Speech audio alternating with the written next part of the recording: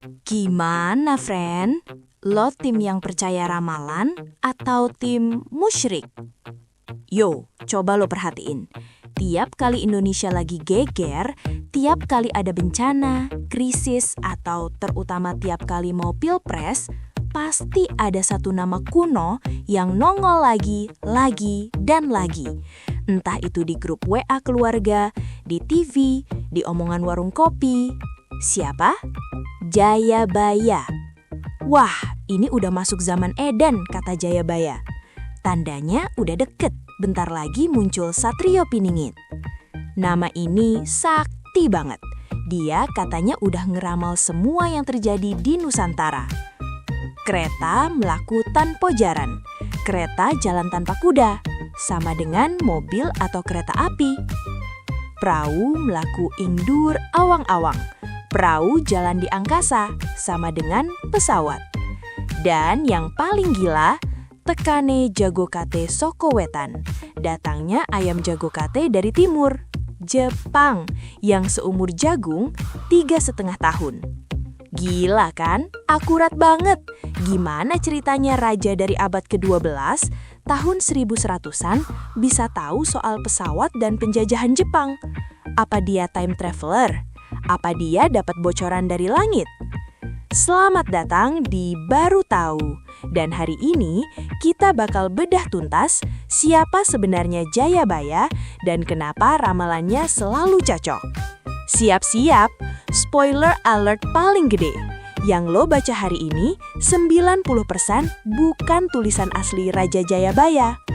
Hah? Terus tulisan siapa?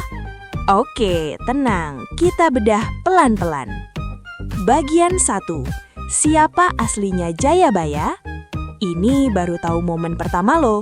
Raja Jayabaya itu beneran ada. Dia bukan mitos. Dia raja kerajaan Kediri yang berkuasa sekitar tahun 1135 sampai 1157 Masehi. Dan dia gahar banget. Dia terkenal karena berhasil menyatukan kembali kerajaan Kediri dan Jenggala yang pecah perang saudara. Dia adalah simbol Ratu Adil, Raja Bijak, Pemersatu. Dia figur sempurna. Bagian 2. Buku ramalannya yang ternyata repackaging.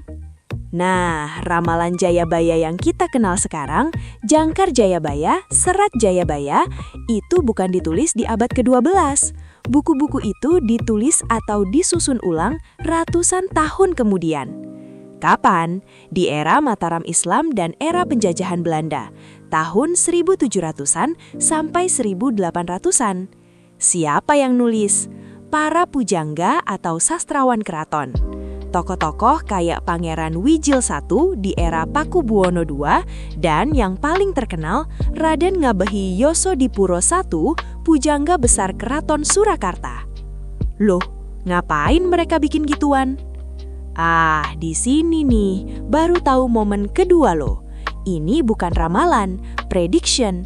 Ini adalah postdiction, vaticinium ex eventus. Gini ceritanya. Para pujangga di era 1700-an sampai 1800-an itu hidup di zaman yang kacau, zaman geger pecinan, zaman VOC, Belanda mulai nginjek-nginjek keraton, zaman perang di mana-mana. Mereka bingung, stres, marah lihat kondisi itu. Akhirnya, mereka nulis soal kekacauan yang sedang terjadi itu. Mereka merekam apa yang mereka lihat. Tapi biar tulisannya sakti, dipercaya, dan gak kena sensor sama Belanda, mereka nemperin nama besar, Jayabaya. Ini adalah trik marketing sastra paling jenius. Mereka bilang, kekacauan yang kita alami sekarang, Belanda, korupsi, dan lain-lain, itu udah diramalin sama Prabu Jayabaya 700 tahun lalu. Ini udah takdir. Bagian 3. Ramalan teknologi. Kereta dan pesawat. Oke, tapi gimana sama kereta dan pesawat? Jayabaya abad ke-12 kan gak lihat kereta. Friend, bukunya ditulis kapan? Abad 18-19 atau 1800-an? Kapan kereta api pertama ada di Jawa? 1867, jalur Semarang Tanggung. Kapan pesawat atau Wright Brothers terbang pertama kali? 1903. Para pujangga kayak Yosodipuro yang nulis Serat Jayabaya, mereka udah lihat kereta api. Mereka merekam teknologi baru itu. Gila, ada kereta jalan gak pakai kuda. Terus mereka masukin ke naskah ramalan itu. Jadi itu bukan ramalan masa depan, itu catatan masa kini di zaman itu. Bagian 4. Jago Kate, Jepang. Ini yang paling gila. Ayam jago kecil dari timur berkuasa seumur jagung, 3,5 tahun. Ini akurat banget sama Jepang. Gimana bisa? Ramalan ini meledak pas tahun 30-an. Rakyat Jawa yang lagi enek dijajah Belanda seratusan tahun nyari harapan. Ramalan ini jadi pegangan.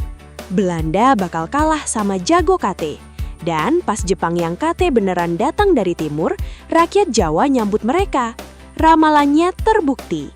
Tapi apakah ramalan 3,5 tahun itu ditulis sebelum 1942 atau ditambahin, disempurnakan setelah 1945 biar makin cocok? Sejarawan masih debat. Yang jelas ini adalah bensin psikologis yang gila banget. Bagian 5. Kenapa kita kecanduan ramalan ini? Fungsi aslinya. Ini baru tahu momen terakhir loh.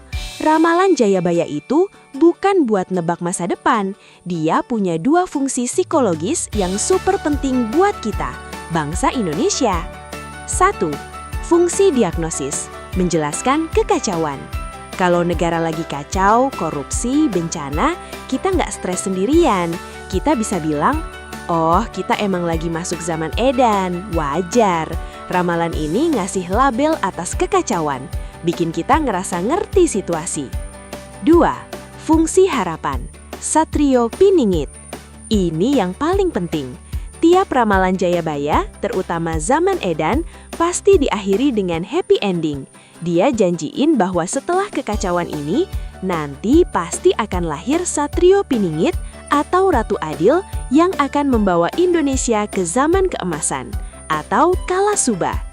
Lo ngerti, ramalan ini adalah obat penenang nasional.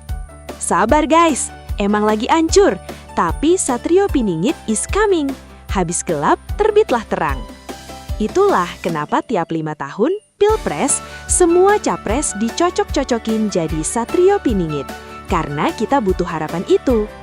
Kesimpulannya, ramalan Jayabaya itu 1. Bukan 100% tulisan Raja Jayabaya abad ke-12. 2. Sebagian besar ditulis pujangga 1800-an era Mataram atau Belanda. 3. Bukan ramalan tapi post-diction, nulis yang udah atau sedang terjadi. 4. Fungsinya bukan nebak tapi diagnosis, zaman edan dan harapan, Satrio Piningit. Ini adalah karya sastra politik psikologis paling jenius di Nusantara. Gimana? Lo baru tahu kan?